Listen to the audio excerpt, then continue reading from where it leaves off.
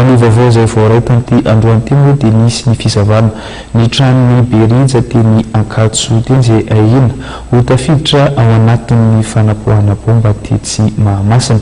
Izay ny akon'ny fanapohana bomba tetsy Mahamasina fa eo amin'ny akon'ny fankalazana ny fetim-pirenena kosa indray. Samy nanana ny fomba nanamaria ny fetim-pirenena ny komina tsirairay avy. Ny komina Soavina Tsimorano kosa dia nanamarika izany tamin'ny fametrahana am-bomba ofisialy ny ben'ny tanàna tao amin'ity komina ity.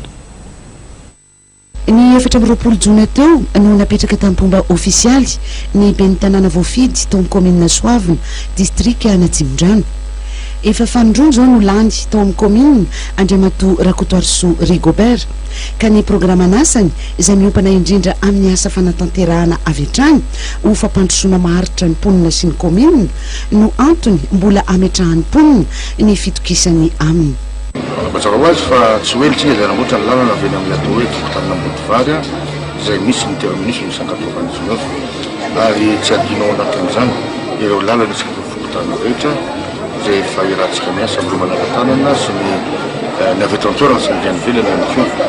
Tsy hoe la misy fiarahamiasa amin'ny coopération suisse zany amin'ny fametrahana ny lavoir sy ny WC public ary ny douche ihany koa izay tsy hoe la hanomboana an'izany.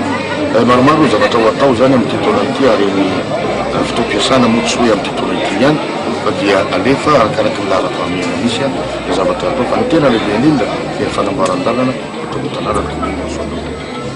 Efa maro ny asa fampandrosoana fototra efa notanterahan'ny ben'ny tanàna Rigobert Rakotoarisoa hatramin'ny taona 7 no mankaty ary maro ihany koa ny mpiara-miombina antoka aminy amin'izany toy ny fitondram-panjakana ny loholona avy ao Tsimorano Andriamatoa Bertin Randremiaingo ny fikambanana vahiny samihafa. Amin'izao fotoan'izao dia manomana ny fanampinan'ny mpianatra miisa 1.700 izay hanala fanadinana CEPE 6e ny komina ka hanolotra manontolo ny sakafo atoandron'ireo mpiadina ireo.